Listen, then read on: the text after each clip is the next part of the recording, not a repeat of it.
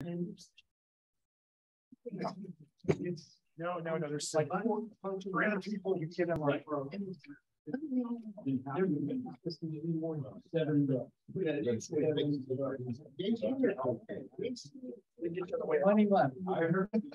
Kevin can't see. I can see, yeah. We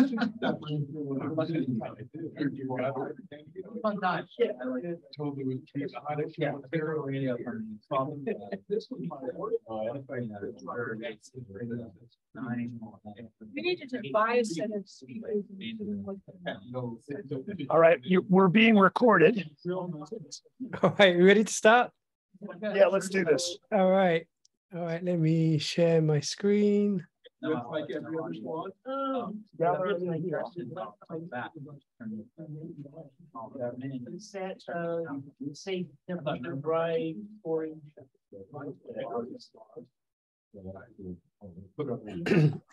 everyone. Well, thanks for joining our November meeting. Thanks for those in the room in person, and thanks everyone joining online. We'll do our normal club business updates to start with. Jojo sent me his membership and treasury update, so if he's not on, I can cover that. And then we'll do website and social media update if Carol is on. Then a couple of other items. We're still looking for nominations for our Lyle or Frank Award. I should have seen an email go out from Carol with a form that you can fill in if you'd like to nominate someone to recognise their contributions to the club for this year. And then November each year, we also do our club officer elections. So we'll cover that after we've done our regular club business. And we're still looking for a couple of board nominations as well. We've got one so far, so we're looking for one more. And then main topic for this evening, Phil's going to be presenting on broadcast interference, identification and mitigation. So that sounds good, but I look forward to that. So let me see, is Jojo on, or do I need to cover for him for this month? Let me see. Jojo, are you on? Doesn't look like it. Okay, so let me share again. I've got his updates. Let me see, where is it? All right, so I've got Jojo's updates for membership and treasury. So Jojo says total members right now, we're up to 193. So we gained 2 more members in October. I'd like to welcome Stephen Sanderson, KN6 VDP, and Stephen Mina, KG6 BPO. Thanks for joining the club. Are either of you on this evening? Like to say hi? No, maybe not. Okay. Well, if you're watching this on the replay, thanks for joining. Welcome to the club. And then just cover the treasury update. So we've got 8,246.34 in the bank right now. And also I'd like to thank our regular evergreen donors, David and Lawrence, for continuing to donate every month. So thanks for those continued donations. Jojo, I had a couple more items down here, but we didn't share any notes. I'm not quite sure what the updates were here. About only that I've talked about the Lyle or Frank nomination. We're still looking for nominations for that. If Jojo joins later, maybe we'll touch on these other couple of topics. Phil knows about the nano VNA thing. Oh yeah, sure. Okay, yeah. Phil, do you want to give an update on that? I'm sorry, what was one of the topics was about a nano VNA class that you were going to talk about. But that won't be until after the first of the year. All right, so it's next year, Kevin. Okay, all right, cool. All right. And this is Michael Joseph. I can talk a little bit about the CIM econ support. Yeah, sure. Okay, go ahead. And for those who don't know me, I'm the Sacramento Valley Section Emergency Coordinator. Jay, and we get multiple positions that need to be filled for the International Marathon. If you're interested in helping in any way, please email the Sacramento, sorry, I wasn't ready to talk. Sacramento Valley or Sacramento Aries team, and Jay, the emergency coordinator, will be in touch, but we need a lot of help. Last year, I think we had 50 positions that we needed to fill. And that includes SAG buses, net control stations, relay stations, and the normal checkpoints. So any help would be appreciated. Thank you. All right. And what date is the California International Marathon? I believe it's December 11th is the guess, but I don't remember exactly. I'm trying to get to December on my calendar. It'd be Sunday the 4th. It's the first Sunday of the month. Cool. I've run that a few times in my younger days. This is James Gould. James. KD6RM. I did it last year. I was positioned in front of Mercy Hospital with the medical team at about mile 21. We were very busy. I bet you were. And so it's a really, for those of you who haven't done a big race like this before, you don't have to be a member of Sacramento Aries to sign up to help. And you definitely need help. Do you have Jay's email? We can get that in our newsletter as well. I do have his email. I have it. I just didn't think about it for this. SacramentoAries.org if anybody wants to go right to the website. I was at mile 8 last year. And it's just a continuous stream of runners coming by for about 6 hours. All right. Well, thanks. Back to you, Kevin. All right. Thanks. Okay. I see Carol was just in the process of joining. I don't think she's in yet. She's here. Oh, Carol, are you there? Okay. Are you able to give us a website and social media update? From here? Sure. Okay. If you're here.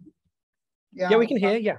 Okay, before I'm the web manager for n6na.org. The report for last month was we had a total number of page views of 779 during the month of October for an average of 27.8 per day. The peak number of web page views was 106. That was on October 5th. The top 3 number of page views were the home page with 341, the Nets page with 37, and the magnetic loop antenna page with 34. 49.3% of our visits were referred by Google, and 27.2% of the visits were direct hits to our URL, which was n6na.org. And 524 of the page views came from California, 29 came from Oregon, 24 from Washington, and the rest from other states and countries. We always get visits from other countries as well.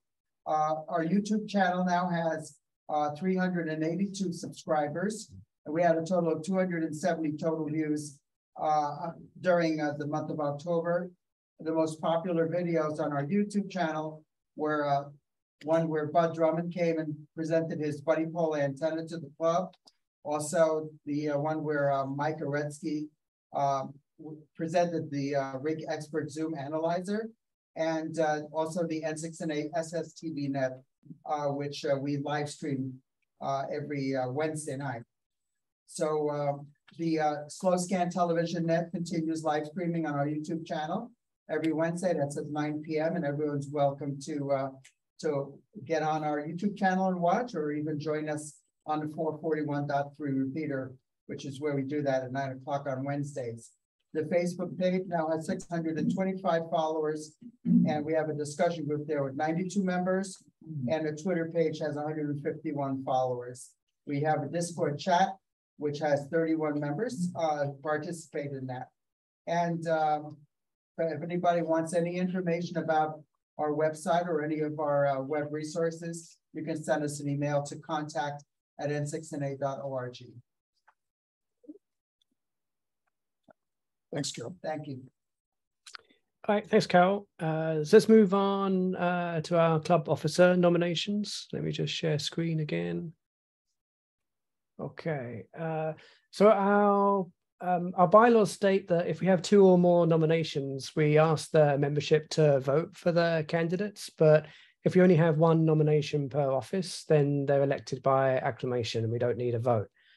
So as far as I know, unless anyone can tell me otherwise, I think Gert is standing again for secretary and Jojo for treasurer membership, and Tom for vice president. Tom's shaking his head no. No, I wasn't going to continue, Kevin. Oh, you're not? Okay. All right. All right. Thanks for the correction. All right. So we need 2 nominations then for VP and for president. I volunteered for VP. So Phil is volunteering for the vice president's position. Okay. Anybody else want to be a VP? And I talked Art into volunteering for a director's slot. Oh, okay. Good. Is that true, sir? Hey, I think we Yes. shook on it, Bill. Okay. Yes, it is. I heard it all. All right. Okay. Do we have anyone who wants to nominate themselves for club president position? I'm going to be standing down for this year. So it's been 2 years and I've been thankful for being given the opportunity to lead the club, but I think it's time for someone else to step up and have a go. So I'd like to pass on the torch. Well, the positive thing is you had 2 computer people and we were Zooming. So it all worked out fine, I guess, during the COVID eras. Yep. And actually started badly too. All right.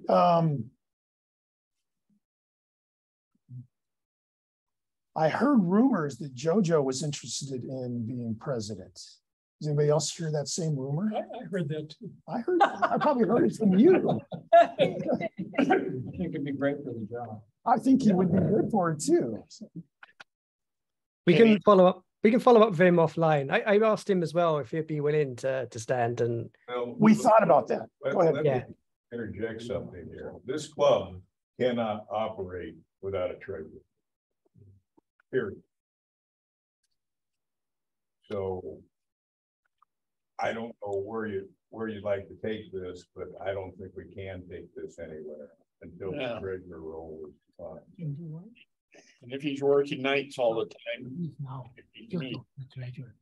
Well, that's where the VP comes in. If when one is not available, the other one fills in, but it has to be, probably you can put more time in it than half. It's difficult. Can we think about this a little bit longer? I mean, I didn't realize that we were actually going to be deciding, club officers at this meeting. And I think we need to, discuss it, find people that are willing to do it and are capable of doing it. Those are valid points, Art, but our bylaws specify this needs to happen at this meeting. Oh, no, okay, well then that's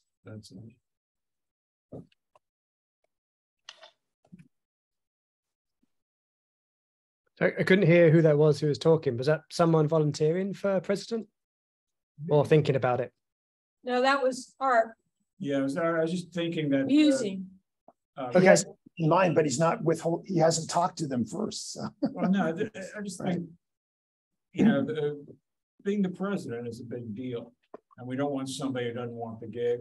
We don't want somebody who's not, capable and doesn't have the people skills that, need to be there.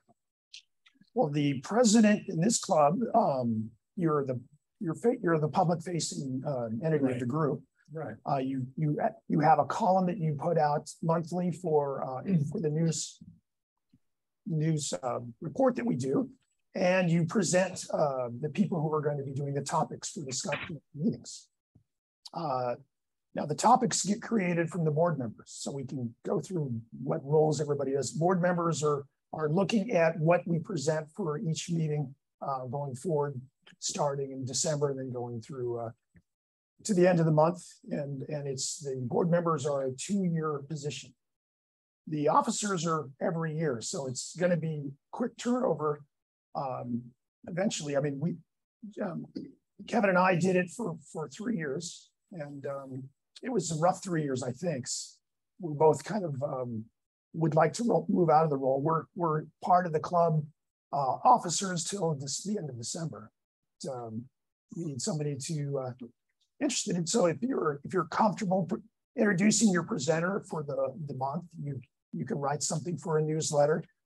And Kevin, what else would you not scaring anybody away, what else am I missing for the president's position? I think that mostly covers it all. But I'd like to add that anyone who's interested in volunteering, the rest of the board is extremely supportive. So it's not like one person doing this all alone. Like the board together works together. So whoever might be interested, like you get a lot of help, and you can rely on the rest of the board to help you out with anything you need help with. So it's not one person doing everything by themselves. Definitely not. You know, we should talk just a little bit about the role of the director. Sure. At our board meetings, we really focus on trying to attend to the needs of our membership, which means we need to have kind of our claws within your brain, figure out what you find interesting, things that you'd like to have covered, topics that you think are a major issue. Any of those types of concerns is what the directors are trying to focus their attention on, present to the board, and see if we can find a way to fill that void. So I think that role of director is an incredibly important thing to do, and also extremely rewarding, because you see the turnout at these events, whether they're smiles on the faces or frowns, all that's kind of a rewarding thing. So the term director is kind of a nebulous term, and I think it probably is helpful to get some kind of an understanding of what it is that you do in that role. Sure, and there are 4 of them. So if you can't think of something, hopefully the four of the group will figure it out. Also, the president needs to be available for meetings, and that's the part that I find that I'm looking forward. I haven't been able to attend all the meetings monthly. In fact, Sylvia and I are now retired, so we're camping more, and we were attending via Zoom, but we were wherever we were. It wasn't convenient to be in the local city. And I think one of the things we need to figure out next year is a new location, or is this going to be the location until we can find a better one? This was a stopgap. I think this will be it. This was kind of a short-term gap filler, just to get us back in the meeting again. So I think is the utility out now? They aren't going to let us back, or at this point they still haven't decided to reopen.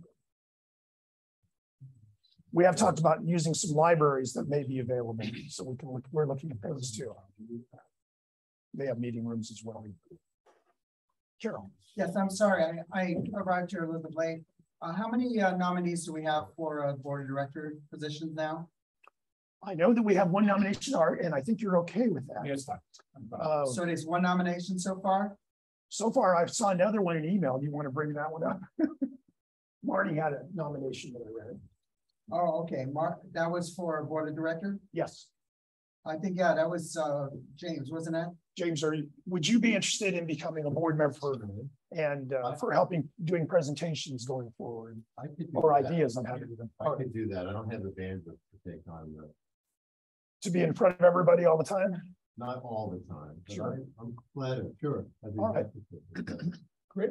Yeah. Good. That is good. Okay, so we have it's a 2-year term. We had 2 of them that are phasing out and 2 that will be online.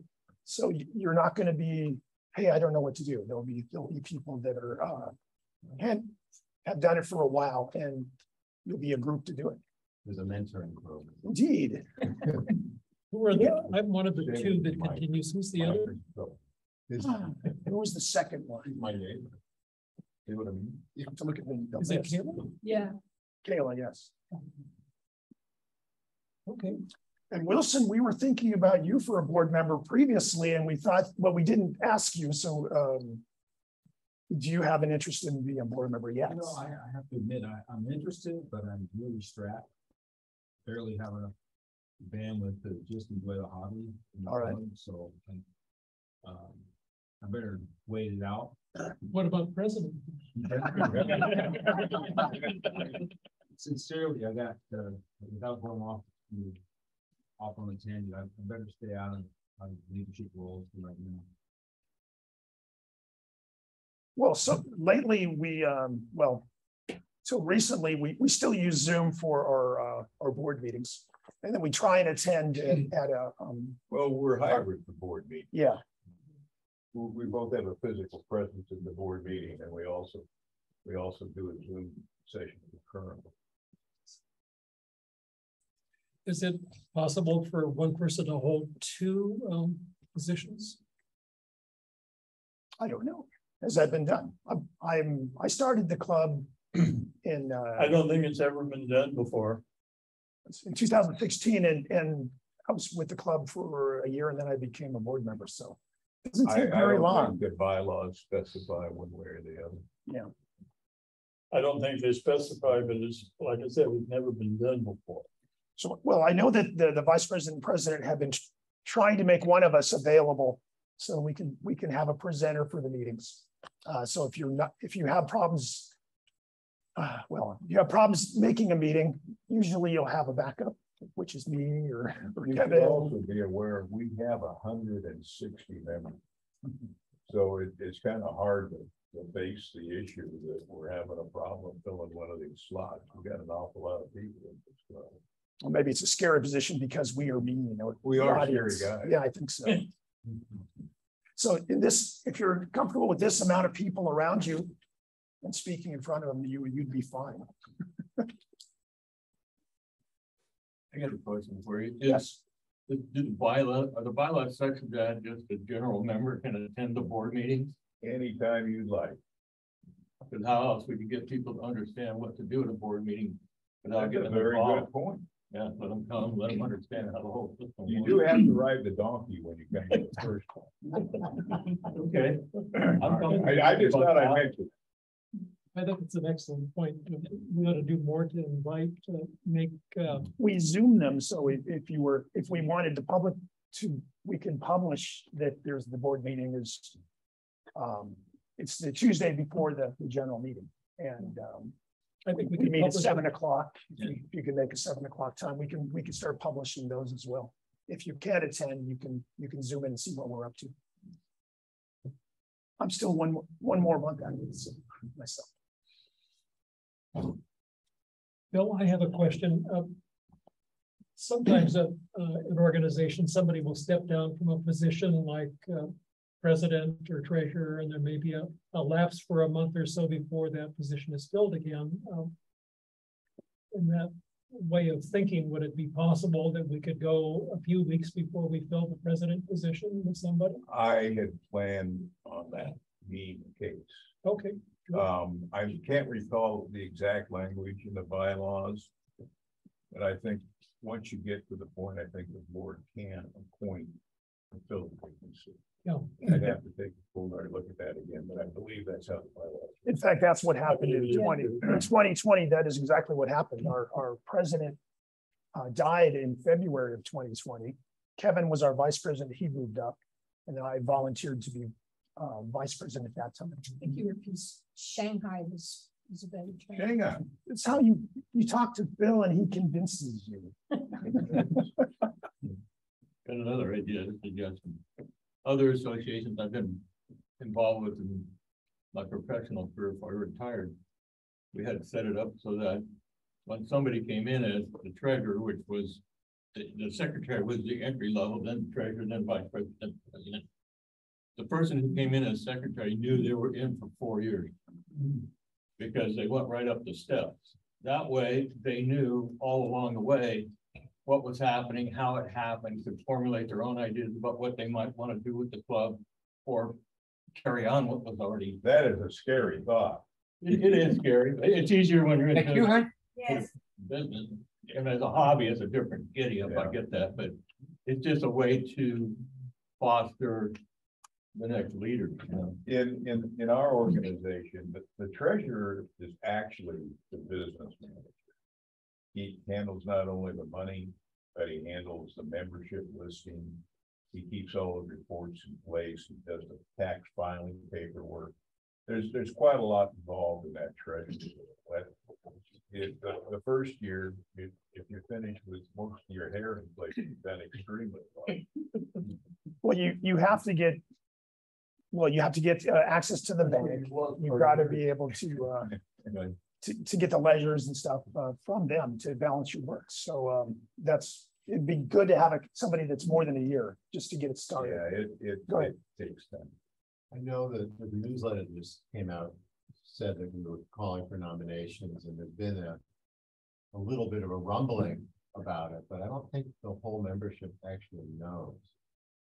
These people don't. They don't read it. And I'm wondering if I'm hurt. I'm hurt. I'm wondering if like a specific email to everybody says seeking nominations. I think we had one, didn't we? I don't know. Yeah, it goes out with the net reminders every week. Yeah. Yeah. Well, we had. That's true. Again, but people might see it as a net reminder and not a special call to action. Good point. Right? Like this is just a specific thing. It's not part of something else. That might help. If we have 160 members and nobody stepped up, I agree with Phil. Well, you know, the other thing, these have been incredibly good. I mean, everybody's trying to get things started again. Yeah. You know, I did for the day. The attendance at Pacificon was, I think, about 200 people, if I got my facts right.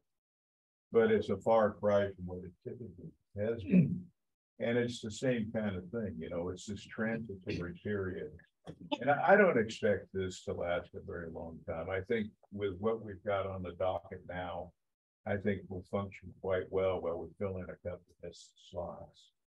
And I think what you'll discover is this really is a remarkable group of people to get an awful lot of things done and done well, which is a great place to be. I mean, there's hiccups in every organization, but as I said earlier, it still surprises me that 160 members are even talking about this. But we'll get it done. Well, let's go with the board members that we can agree on. We have 2 nominations and we didn't get another one.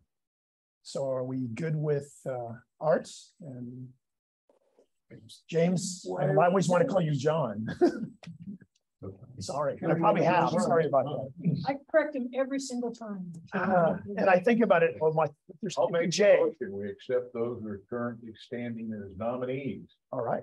I second the motion. All right. All together, we like it. Raise your hand. Aye. Aye. All right. So we've got some board members. What did the online? All right. Well, Kevin, you want anybody online that had a vote? We'll see. I saw some hands go up, so I think we're good. Majority. Yep. There we go. Quick comment. Yes. When I came on the board a year ago, I wasn't clear when I was to start as a board member. So maybe, I know it's January 1 now, but maybe we could encourage our 2 new board members to start attending the board meetings just to get an idea of what we're doing. I think that's done that in the past. I did it as well. So our next board meeting is going to be in the end of November. Yeah. And it is on the schedule for n6na.org. We'll try and put it out if you would like to join and see what it's all about. Is there a physical place we can meet, or is it going to be? There is a physical place, or it could be Zoom. But it's on the schedule is the location. It's up Panera Bread up on by Sunrise Mall. Sunrise and Greenback. Okay. They have good muffins. And we generally, since it's 7 o'clock, we have dinner, and then we get there a little early, get food, and then we were munching while we're talking before, and then we try and start at 7. Some of us are still trying to get the orders. Sunrise and Greenback. Greenback. The only thing you have to look out for is every now and then Tom starts dancing on the table. I don't recall this. Is it 7? 7, yes. Yeah. It's on the club calendar on the website. So if you want to meet everybody that's still with us as a group, we'll board members there. We'll meet there. So the 3rd week, I think, of November. Well, I guess the Tuesday before the meeting. Yeah. So Sometimes. Well, this time we're not having. To talk about the net, we're not having a meeting in December. We are going to have a Christmas dinner. It's going to be on the 8th. Okay. And that's also on the We'll calendar. still have the board meeting. Yeah. The board member, yeah, the board meeting. will Gonna happen. be at Sam's? Yes. Right. Oh, all right. But it's not on our normal day. Sam's got some schedule. We tried to get it Tuesday. Was it a Wednesday? And it wasn't. Thursday. December 8th, Thursday. Thursday. yeah, bring it Oh, on Thursday, December 8th. from 6 to 8. Okay. So we're looking for somebody that would be willing to be a treasurer, anybody that's can pick up a spreadsheet. Well, I think we would like to JoJo to go to the president's position. Well, But do we need to discuss with Jojo first, though? I think we did bring it up a while ago, and he was hesitant to take the role, but he would continue as treasurer. I have not spoken with him directly, but I got an inclination that he was being pushed that way or leaning that way. Well, let's. Did you get a chance to talk to him, Kevin? let's I let- did, but it was a couple of months ago. It wasn't recently. All right. Right. Well, at this point, I think we've covered what we need to cover. I mean, we've got the option to make appointments should that opportunity. All right. So we could probably table this and move on. Wait, don't we need to vote on you being? yeah, we need. All right. Any other vice No, president the motion nominations? was those who are on the docket, and I was on the docket. Okay, good. Okay. Those votes I heard the required. director part. Sure. So nobody's opposing, so we have a vice president. It's gonna be very good. Congratulations. Thank All you, right. Phil. Thanks, So Phil. that's all we've got, Kevin. We can do the rest of our presentation. All right, sounds good. All right, Phil, we'll hand over to you for the main presentation. All right, Kevin. I have a question, I'm sorry. Yeah. We may have some new members here. Oh, we should introduce each other. So why don't we do introductions? All right, Good idea. starting from that side, I guess. He just had a birthday, by the way. I He's did saying- just have a birthday, 69 on Saturday. Hey, And the name and call. Yes, my name is Steve. I'm from Arden Arcade. My call sign is Kilo November 6, Victor Delta Papa. You've heard me on the news. I also run a 70-centimeter simplex on the last Tuesday of the month with the NHRC. Okay. So thought I'd come over and see how you guys do it. So Hey, anyway, we got 2 video systems going. That's a good. yeah, I know. And a spare computer just in case. So is Kayla a member here? Yes, She's not here today. No. she's on the board. But she usually attends via Zoom. So there's a mix. Some people are not meeting physically yet. So anyway, I'm a general, gonna be an extra here pretty quick. And I was a novice in 1968. I know about that. Yes, back when you had to know code. 1959. Oh, there you go. Wow. I'm Boston. Yeah, but you're older than, I think it was 3. I'm from 1953. All right. I was born. We're competitive. And I was a radio teletype operator in the Army, so I've got a good background in communications. Anyway, I'm happy to be a member of the club. Welcome. Welcome. And Welcome. see how things are going around here. I'll step up and help. I like the sound of that.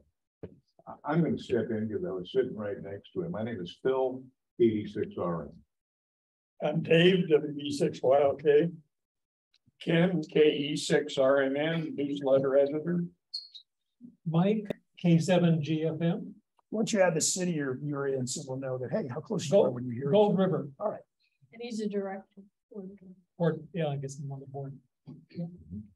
So Sylvia, Kilo Sierra 6 Whiskey Tango Foxtrot. I'm gonna do me. I forgot me. My name's Tom, Whiskey 6 Bravo Sierra. I'm the vice president at the moment. And I was a Carmichael. director for 2 years. I was a director for 2 years as well. And then 3 My years. name's Sandy K6MJ, and I'm a past member. And then a contracted COVID almost died Yeah. and wasn't on the air for 2 years. And about 2 months ago, I dusted off my radios, got back on the air. And I'm glad you're alive. got my application here to rejoin. And You can do it online too. yeah, I know, but knew I was going to be here at night. So, The PayPal. so who do I give this to? I'll give it to me. I'll get it to him. You're the one I gave it to 3 years ago. Well, Bill was the last treasurer, so we're moving around. Welcome back. Anyway, yeah, it's good to be I here. was treasurer for 5 years. Let me tell you, there's a lot to be learned. Art. I'm Art Clark, KD6RM. I live in the Greenhaven area of Sacramento. And The he new fear- director. And new director. And fears no CW. My name is Darius Baker, Kilo November 6, Kilo Delta Tango. I live right about 2 miles from here over in Orangevale. I became a ham 2 years ago in August. I'm an extra.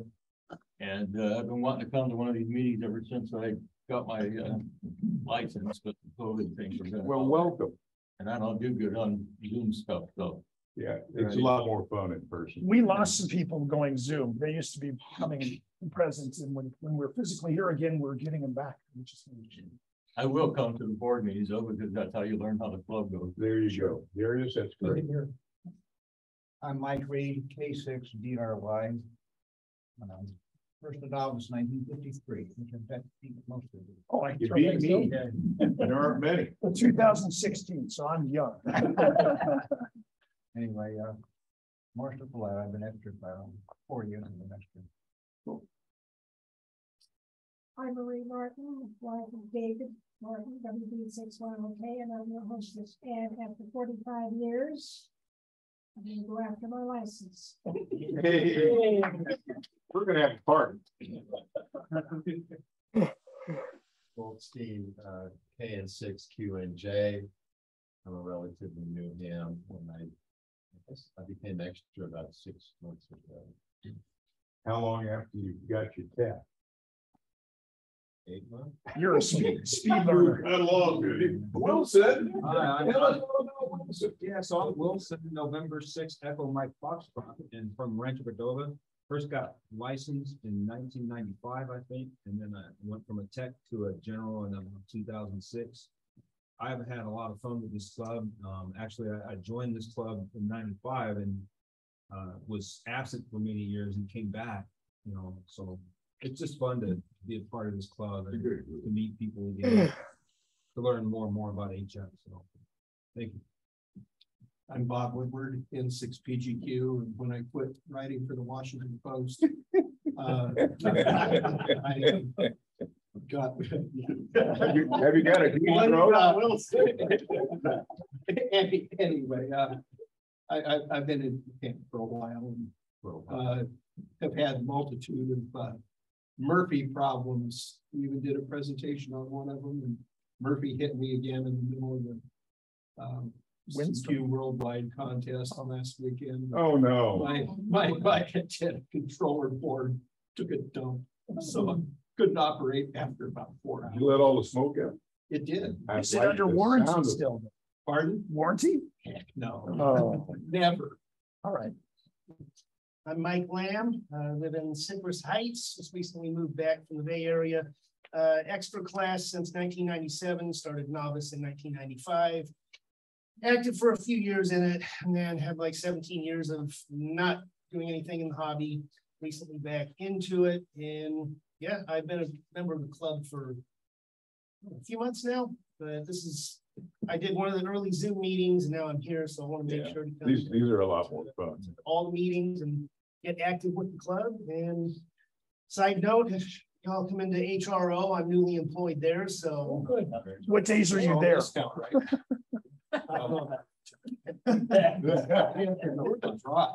Yes, good question. Wow, I forgot my call sign. Alpha Delta 6 Charlie Quebec. All right. Welcome. I'm Bill, November 6th with Steven and Mike. I've been licensed now 6 months, I think. I've gone to tech in general about 6 months ago, so I'm very new to the hobby. He's very active. Pretty active. I met a lot of these guys. Pacificon, yes. Yeah, so that's why I'm here. Like, oh, nice to see people in the area. I thought everybody would be from there. He was at the antenna center. Yeah, he was all over that stuff. I've been having fun, so good. Thanks for having me. Hi, I'm Carol Killapop for Mike Delta. I'm the webmaster for the River City Arcs. I also send out the email blasts to the memberships, those net reminders. And also I do 10-meter net control sometimes. And I also do the live streaming on our YouTube channel when we do our Slow Scan TV nets on Wednesday nights. And I really appreciate this opportunity to introduce ourselves and put some faces to the names and the call signs that we hear on the air. This is wonderful. Oh, by the way, again, I'm also the American Radio Relay League Sacramento Valley section manager. So if you have any, she goes everywhere when she does. So yeah, if you have any questions about the ERL, I do appreciate those of you who are members, and if you're not, I really strongly suggest and recommend that you join, because we all need the support from all of the. This is the National Association for Amateur Radio, ARRL, and it provides a lot of services and support for the amateur community. Thank you. I'm Mike Meehan, Kilo Delta 6, India Lima Charlie, live over in Antelope. Been a ham since 89, so just a kid at it. And I work for Carol. I'm the District 3 EC. Cool. All right, well, that's I want you to know I got money. I did good today. All right. So that's everybody here, Kevin. How about the people online? Jeez, it's hard to do that. It looks like we have 4 squares or 2, maybe 3. Yeah, I can see there's the 16 people online. All right. Shall I call each person in turn? That might work. Otherwise, I'm not quite sure how we're going to go in order. All right. All right. We can give that a go. Well, I'll go first. I'm Kevin, KK6DCT. I'm in Davis, been licensed since 2012, I think, extra. Been the club president for the last couple of years, was on the board for a couple of years before that. Haven't been as active as I was a few years ago, and that's one of the main reasons why I'm stepping down. But yeah, happy to have been the club president for the last couple of years. So let me go down the list. Let's see. I've got Francis next. KF6VOZ, Francis in Roseville. All right, and then we've got Bob, K6GCN.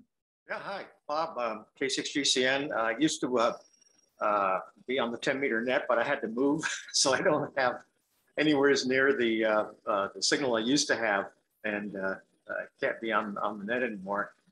I've moved to, I had the net finally. My wife and I are over 55, so we moved to an over 55 community, and I'm putting up a stealth antenna. So we'll see how that goes. All right. And then Carl. Good evening, Carl, and 6CKV. I'm an extra, been licensed since 1980. Before that, I fixed radios for the Air Force. And I just moved to Wilton and don't have my antennas up yet. So I might be looking for some help come springtime.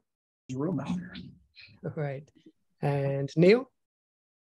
Yeah, I'm Neil, Kilo Lima 7, Hotel Quebec Romeo. I've been a ham radio operator since 1960s back in Brazil, where I'm from. In the US, 1971. I'm an advanced, and we're on the Antelope Valley. And as Kara indicated, we participate on the SSTV net, and I really appreciate if anybody would consider joining us. All right. And Ed?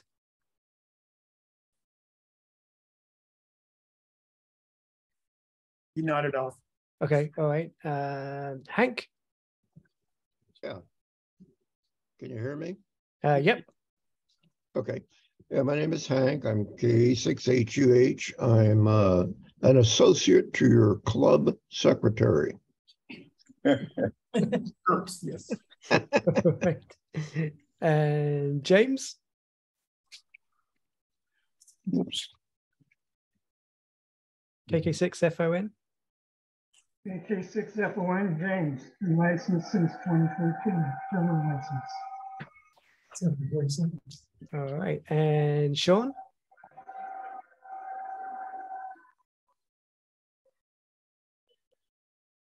Maybe Sean's not there.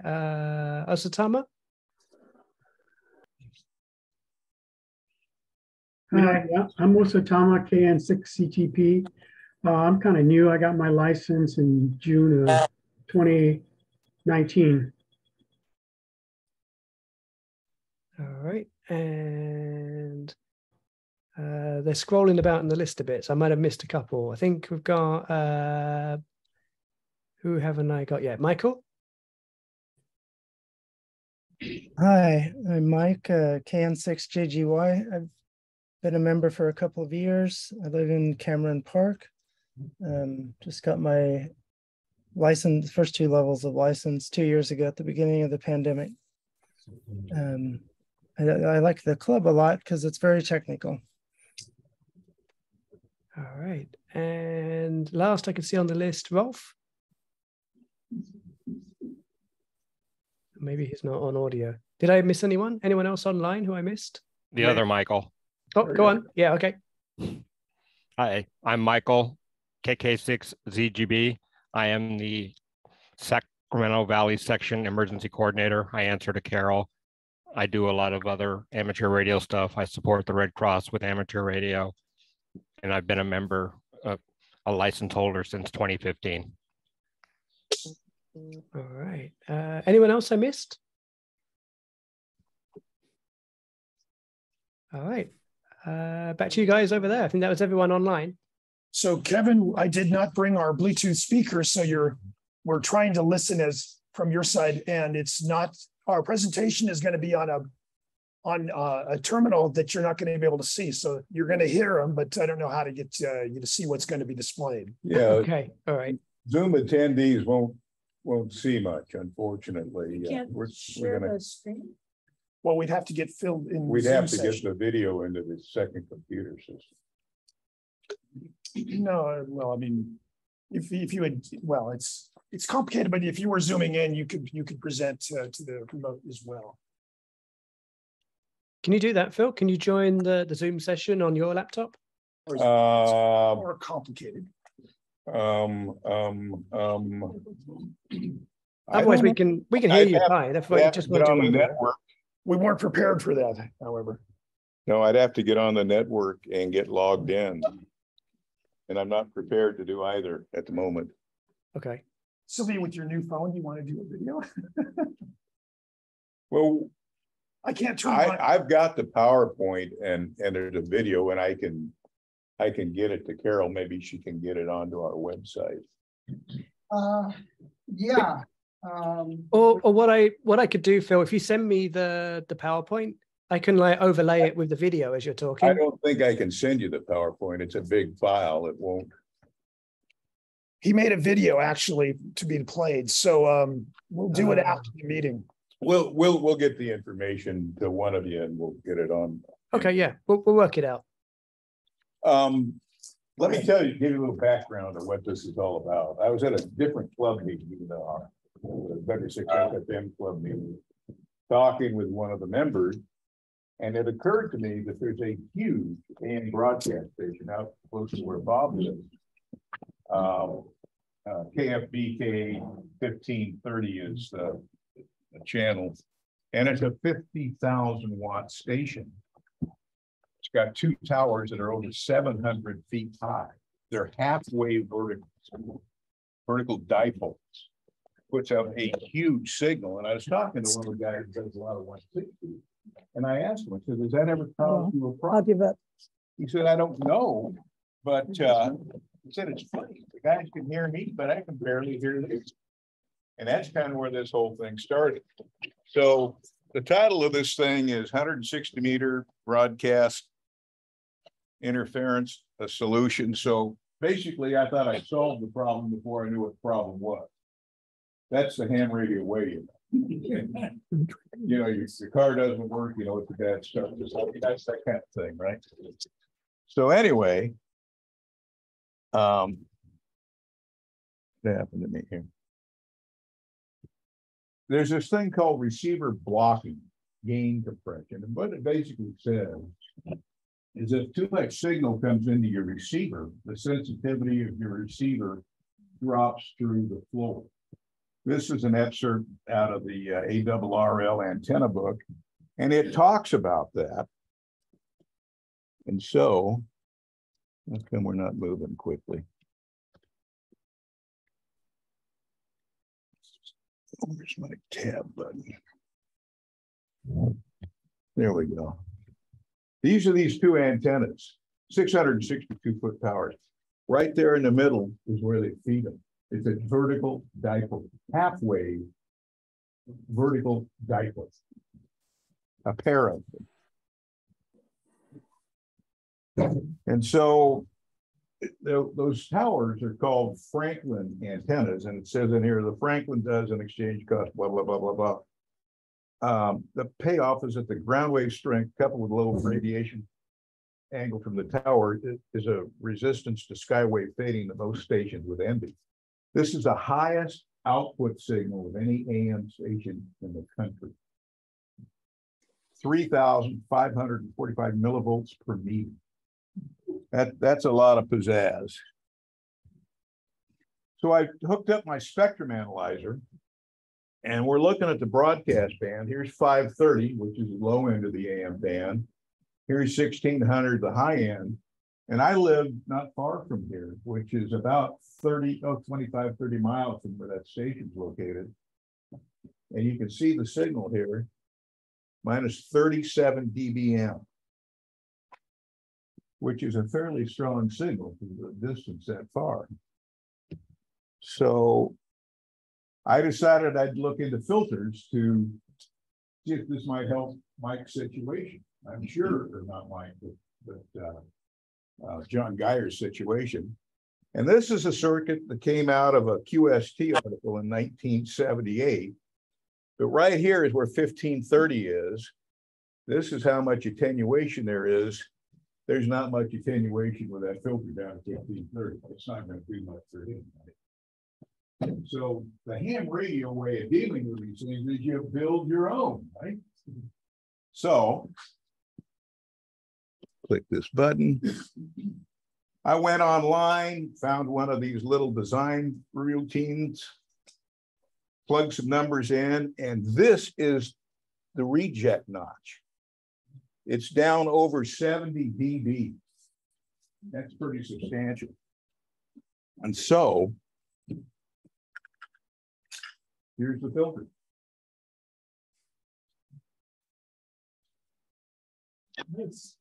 Not only that, I thought, well, you know, sometimes these things don't work quite the way they should. So let's get a second opinion. Here's a different software package. Takes the same filter and plots it. Look how deep that dip is. You talk about a reject notch. That takes it clean out of there, right? And then as that thing's passing around, that's what that filter looks like inside. It's just 3 inductors, 1, 2, 3, and 3 capacitors. So the question is, does the filter work?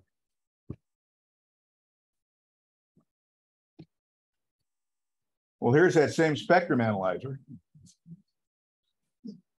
Only I'm just looking at 1.59, 1530. And you can see minus 37 dBm is where that signal is, right where we started. I add the filter. There's nothing left. So the filter works incredibly well.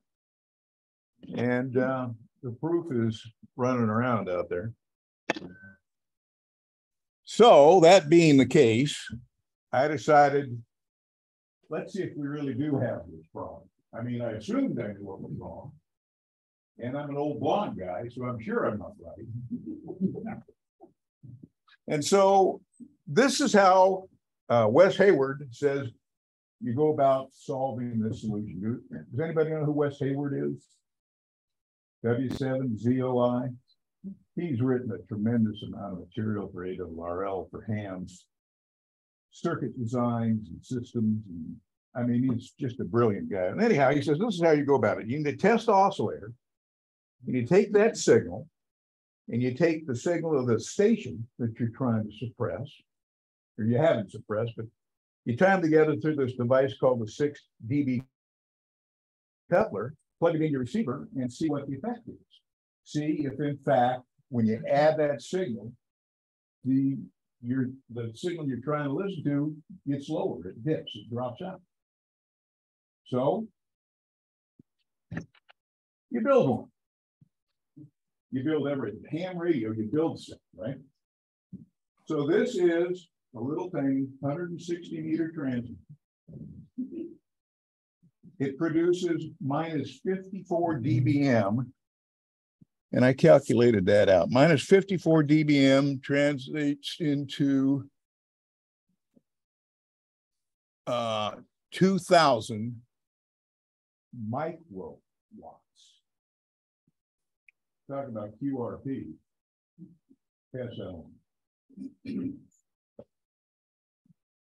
So you also need a 6 dB coupler. Well, if you need a 6 dB coupler, you build one. So let's take a quick look here. That's the drawing for that 160 meter test oscillator that's going around. There's one transistor and one crystal, a coil, couple of resistors. That's all that's in there. There's not much. It's a one transistor URP transmitter, right? And that's looking at the inside of it. You can see there's a coil and there's a crystal and the transistors here. And then this is a little voltage regulator I threw in, BNC connector, and this is a feed through capacitor so that none of the signal comes out the power supply lead. So far, so good. And then here's an attenuator. I'll pass this around. This is a good one. Hewlett-Packard makes these. I picked this up at a ham swap. You buy one of those new, it's about $700. You flick the switch and you dial in how much attenuation you want. Don't drop it. Right. And so here is this hybrid coupler I was telling you about. Now, this is a really sophisticated piece of equipment. There's one coil and there's 3 resistors. The whole thing. Here is the 6 dB hybrid coupler. I'll show you a picture of what's inside of it. There's 3 BNC connectors, and that's a resistor, and that's a resistor, and that's a resistor. 49.9 ohm resistor. Pretty close to 50, right? And here's this little tiny torrid coil that I wound. And that's all you need. You need a source of low power signal, a hybrid coupler, in your antenna. And you can make this test. Okay? So that's what that bridge looks like. That bridge can do some other things too. You can actually use that to measure SWR. You've heard of return loss. You've heard the term return loss. We think about SWR. Return loss is the same phenomenon, but it's measured a little different. And with that same little thing, one coil of wire, 3 resistors, you can measure return loss. And so here's a spectrum analyzer signal I put into this, and I have an antenna that I haven't hooked yet to this. So at this point, this thing's producing minus 12.7 dBm, which is a level of power, right? So now I put my antenna on there. No, that's not what I wanted. Yeah, it is. We dropped 48.7 dBm. 48.7 dBm signal drop indicates an SWR of 1.032. You think we got that antenna resonance quite right? That's pretty good, isn't it? For one coil of wire and 3 crummy little resistors. And there's your classic SWR curve measured with the same device. Again, you can build anything if you want to. So that was figuring out how to solve the problem and thinking you knew what the problem was. And now I'm going to show you a video of actually testing for the problem. I just kind of have to get to my machine here if I can.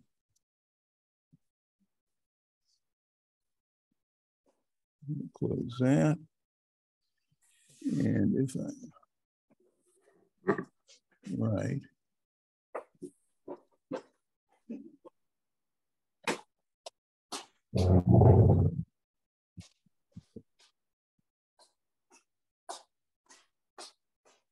Okay. Now, my son and I did this today. I was trying to figure out how to make a video. He drug out his cell phone and you'll hear his voice in here. So here's the first video. I'm going to show you how I set up the test equipment. Go. Let me explain to you how this is set up. We have a small transmitter, 1.843 megahertz, which is a 160 meter frequency, powered by a lithium-ion battery. It goes through an attenuator, which takes the signal down to minus 100 dBm, which is roughly 2.2 microvolts. Then we have a combiner that takes signals from the signal generator, which mimics the radio station, and that in turn goes to each individual receiver. We'll test those individually in a moment.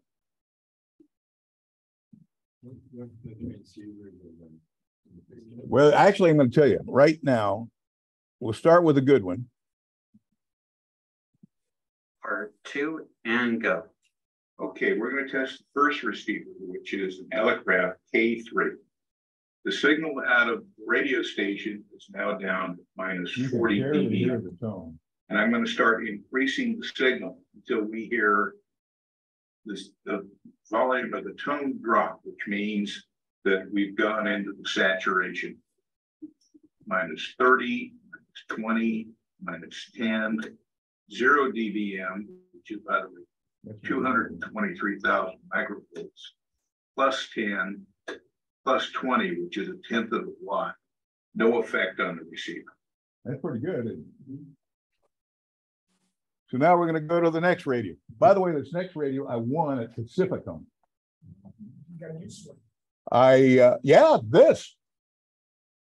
I've never won anything at one of those things. So here we go. 3 and go. Okay, now we'll test an ICOM IC718 transceiver.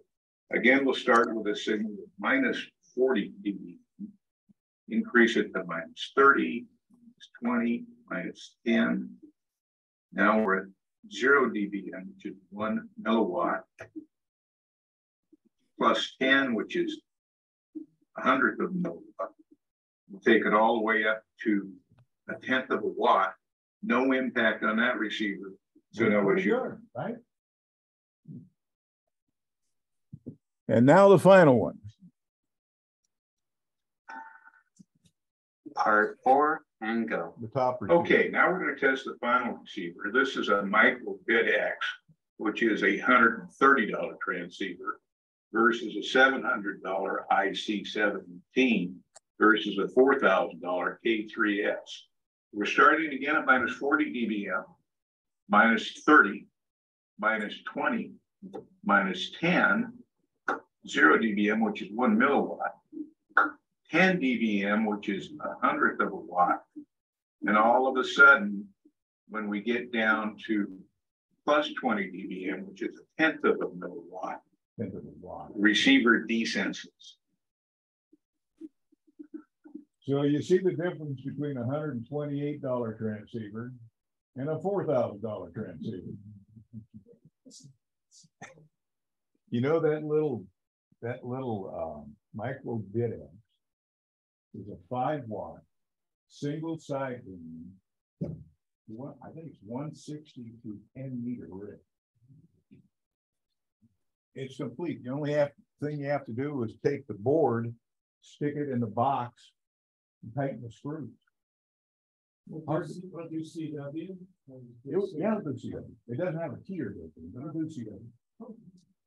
$128, unbelievable. Mate, yeah. These little Indian women sit down and put those things together. Actually, it's a gorgeous little rig. You know, we have a group within our club. We call it the DIY radio group. I'm going to pass this in. That step attenuator that's several $100s, you can build one of those too. That's one that slides. You use that for fox hunt. We use that in our fox hunt days, yeah. Our DIY radio group is designed to appeal to those who like to build things, like to try new things, like to experiment with things. And every now and then you'll come up with an idea and we'll get together and build them, or we'll mail out the pieces to build them. And we do all kinds of stuff. In fact, in the October QST, there's an article in there on what's called QRP watt meter that I designed. An all digital kind of thing. It'll measure from 11 watts down to less than 1 milliwatt, plus or minus 3% accuracy, and measures, as I said, to within 1/10 of a milliwatt. And we did a build on those here. I think Mike did one of those. It was $30. Try and find one of those. Yeah, it's MFJ. I don't think you'll find one. I don't think you'll find one anywhere. And you know, we did a build on the Tuna 10S transmitter. I did a board on those, and we put them together. Carol got crazy on it and started writing software for it and changing drivers around. Yeah, I mean, there's all kinds of crazy stuff we've done. In fact, we actually had a 20-meter antenna build, which looks like somebody's clothesline, and the thing works remarkably well. Tom Schiller, K6 BP, designed the system. So we have all kinds of fun. It's the same group that's going to do the nano DNA thing. And I'm going to tell you a little bit about this so that you know what you're getting into. The nano DNA is the greatest thing since sliced bread. There is no question in my mind about it. It'll go through, I think, 600 megahertz, if I'm not mistaken. 900 megahertz. But, you know, it's all antenna analyzers are what are called vector network analyzers. All the good ones today. But this one is a full 2-port network analyzer. So you not only measure reflected energy, which is not what makes a DNA a DNA, but you can also measure pass-through power, what's going out, and the amount of power that gets returned through you. So you can measure filters and all kinds of things. And there's been a lot of action given to these things, and everybody has the same question: how can I learn how to use this? So we're going to do a program on using the nano DNA. It will be limited to only 8 people. And we haven't set up a site yet. It'll probably be one of the libraries. I think it's going to take about 3 separate sessions to get all the way through.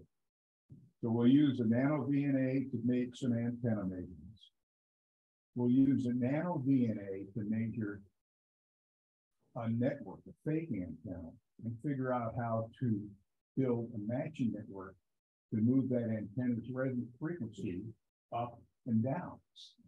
And I developed a little kit that allows you to add inductors or capacitors to this antenna. You just plug them in, and voila, you have a perfect match to that antenna at this new frequency. No antenna tuner. Yes, ma'am. Are you going to run more than one session of more than 8 or 160 members? It's likely that I will, but we don't know that we're going to have more than that. They may put out such bad news about me that they won't want to. But you're going to learn how to use this product called SimSmith, which is a matching network tool that allows you to basically match anything with nothing more than one lousy capacitor and one lousy inductor. It makes your world so simple you won't believe it. It takes all the black magic out of trying to adjust the antenna. And then we're also going to do some filter measurements with it. And there's another feature that I came across, another Wes Hayward thing, where you can actually use the nano DNA as a grid dip meter and measure torrents as a grid with a grid dip meter, which is really interesting stuff. So, as I said, this will be after the first of the year, limited to 8. And I'm not going to take any reservations until we put it out to everybody to give everybody a fair shot.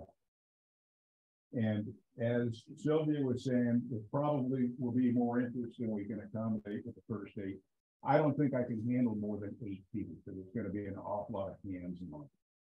There's one instructor, and I'm that person. There'll be 2 at a table. And then you'll have one nano VNA at the table and one of these little matching kits. And so your work is pairs, and I think covering 4 tables and doing the presentation is about all I can do. But I think you're going to find it's going to be fascinating. And there's one other thing that we're going to do as a club. We're going to start a breakfast program right after the first of the year. I've not picked a place or a time, but the idea is on a weekend, once a month, maybe twice a month, we'll have a breakfast. If anybody wants to come to breakfast, we'll just sit down and chat about anything you want to chat about. I mean, it's just great idea. Yeah. I was a member of a club over in Napa, and it was that way every Sunday. It was great. I loved it. And this is a fun way to put stuff together, come up with ideas. I think it'll be well received. So 2 things coming up after the first of the year: the Nano VNA clinic and the social breakfast. Are there any questions? Will. I have a VNA, and Nano VNA. So I want to get on there. I'll bring mine. You know. Well, you'll need to bring it. Somebody will need to bring it. Raise your hand if you've got an Nano VNA and you would like to learn more about it. Definitely. Yeah. Question for you. Got 4 here. You can do to get oriented ahead of time, or should we just show up? Well, work with it, right? You know, there's a million videos on using the Nano VNA, and almost every one of them revolves around analyzing your antenna, which is a great purpose for that. But there are things you can do with that you just can't begin to imagine. And all of them make your life easy. As I said, it's the greatest tool that ever got handwritten. In fact, network analyzers, up until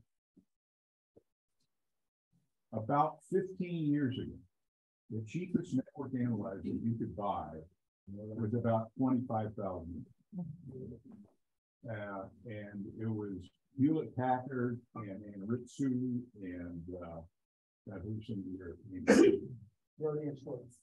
Yeah, Rodian Sports. And 25 grand is a cheap one. And every engineer in the world, if they do RF work, they use vector network analysis. And suddenly they're in the ham radio community. I got my first one about 12 years ago. There was a professor over in Germany, I think it's Bonn, Germany, PGA SAQ,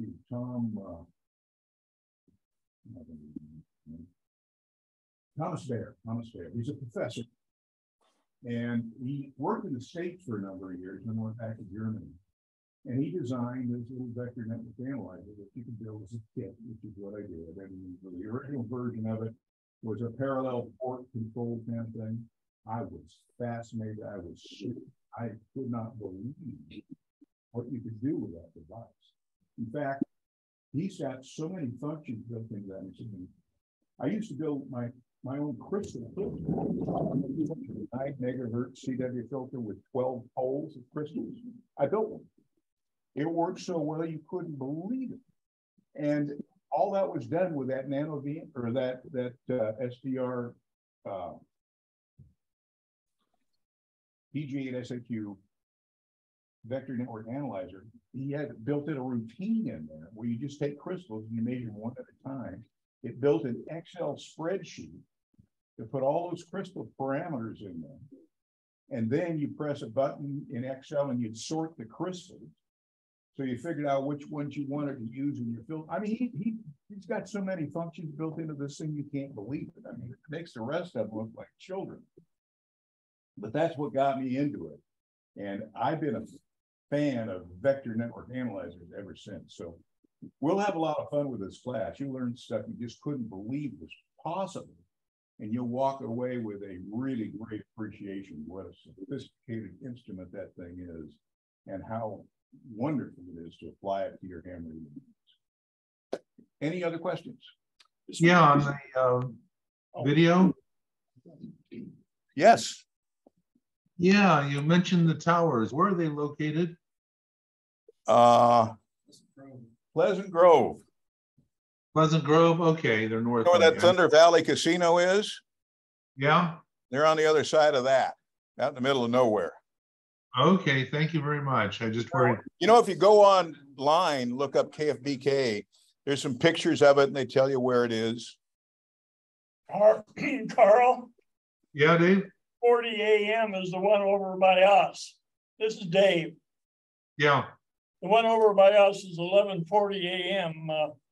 It used to be KHTK. I'm not sure what it is now. Crack radio. Oh yeah, it used to be crack radio. Right. I don't know what it is now, but that's the one over by us. It's the sports talk radio. Sports talk. Okay, thanks, Dave. I had a question too, maybe for Wilson. How did you design your notch filter? You described that you have. Oh, well, I showed 2 websites that I went to. Right. So that's good. That's going to be online then eventually. Yeah. All right. In fact, come on over here. I would have liked it to have been software because I'm a computer guy. Oh, there are so many of those filter programs. Sure. I want to rotate this screen back that way again. Where am I here? What have I got going on? Oh, it logged out.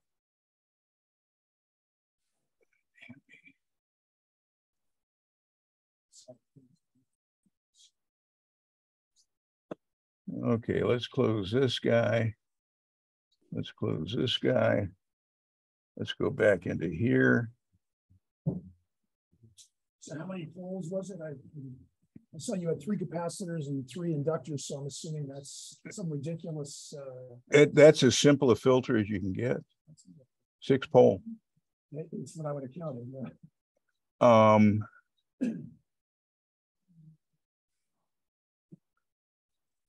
Here we go. Let's do from the beginning. We'll get this on the site.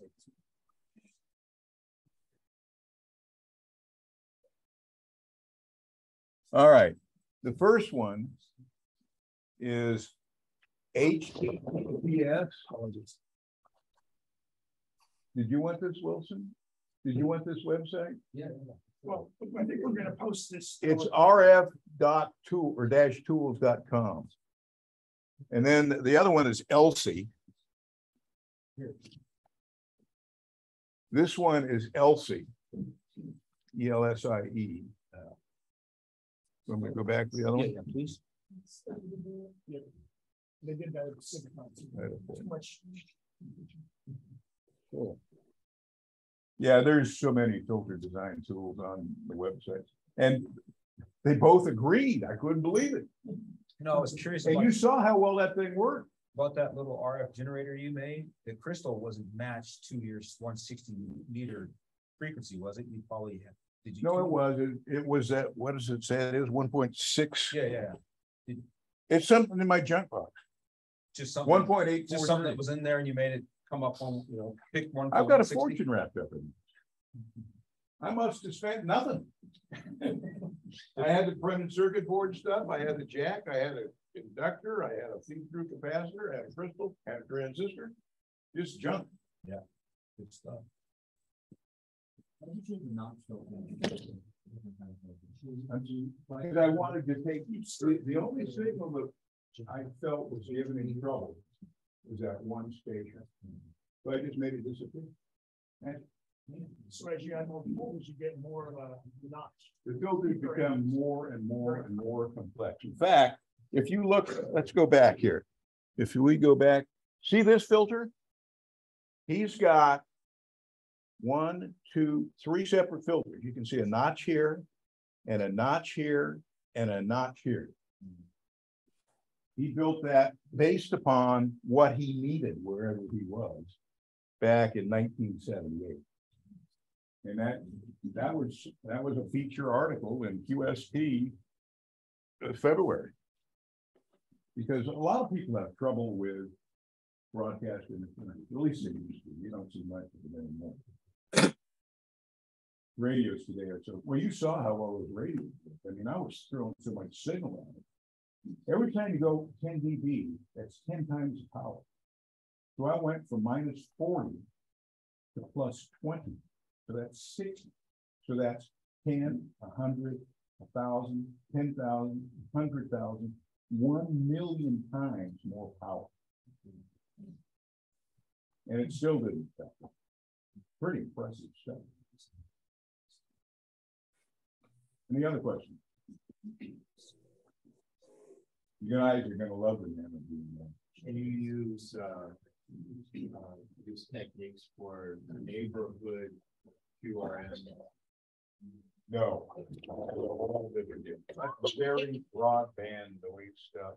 Yeah. And it's a bear to find. And about 99.9% of it is all these little switch mode power supplies. Everything you own has it. And everything your neighbors own have it. And everything the other neighbors have. Pool heaters, LED lights. Carol can tell you about air conditioners. Air conditioners. Yeah. So, you know, that's a really tough thing. In fact, I think the real answer is you find yourself a mountaintop somewhere, you put your rig on a mountaintop and you run your Cat 5 cable down to your house via the internet, and then you're in good shape. And honest to God, I think that's going to be the solution. Might open it. You run fiber optic, that was Cat 5 stuff. Okay. How long can you do fiber? Long ways. Across the ocean, apparently. Okay. No more questions? We need help putting chairs away. Any questions online? You're getting the worst of the presentation, the back of his head. That's the best part. Sorry about it. A reminder, we still need nominations for the O. Frank Memorial Award. You can do that online now. And we'll accept nominations until November 15th. This award will be presented at our December dinner, which is December 8th. So please do that. All right, Kevin, I think we're going to get refreshments here. It's back to you. All right, sounds good. Well, thanks, Phil, for the main presentation tonight. And if you can get welcome. If you can get a copy of the slides to me, I can edit it into the video before we upload it to YouTube. We can do that in email. Yeah, we can follow up later. All right. Cool. All right, well, thanks, everyone. Thanks for a good meeting. Thank you, Kevin. Right. Have a good evening, everyone. Somehow get